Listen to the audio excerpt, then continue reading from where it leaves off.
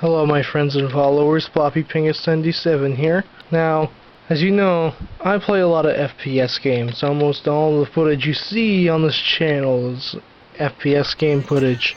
I like to divide FPS games into three categories: classic, modern, and postmodern. Each defined by when they were released and what they did.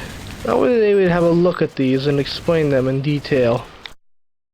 FPS games have existed since the early 70s, but the first breakout hits were Wolfenstein 3D and Doom. Later game franchises followed suit: Quake, Duke Nukem, Half-Life, even on consoles with GoldenEye 007 and Medal of Honor. These games had the player holding a wide array of weapons at a time, being very arcade-like in nature, and always had arena multiplayer. That's a key word. The arena multiplayer requires that all weapons be found on the map, and the players only spawn in with base weapons. Now this is where things get a little tricky, as it's not known where the modern FPS really started, but it had two big breakout hits that kicked it off. The first being Counter-Strike on the PC, starting out as a little more than a Half-Life 2 mod. It grew into its own game.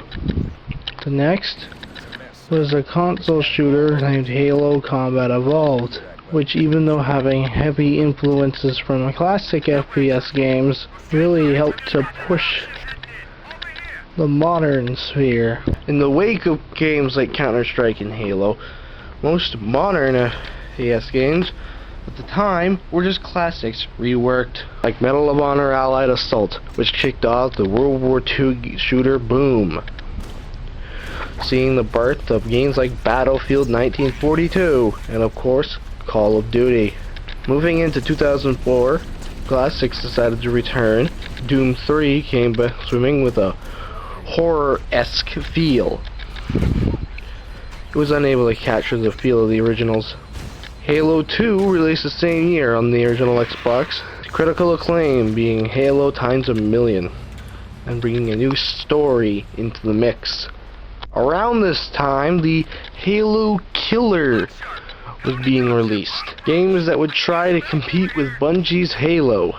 A good example from the time would be the game Killzone, released on the PlayStation 2. It failed to capture Halo, but was good enough to spawn its own franchise. Moving into the 7th generation of consoles, Halo stayed on top with the release of Halo 3 in 2007. But another game released in 2007 that toppled it. I'm of course talking about Call of Duty 4 Modern Warfare. With the release of Call of Duty 4 Modern Warfare, many game series continued on. Battlefield made a jump to console, Halo continued forward, even tried to imitate what Call of Duty had set up with its loadout systems. At the same time, many classic FPS games thought they'd become a bit more modern. Wolfenstein 2009 released to mixed reception for its Call of Duty influences. And we finally reached postmodern. This is mostly reserved for sequels or reboots of classic FPS games. Postmodern rejects modernism and in favor of classicism with just the right touch of modern.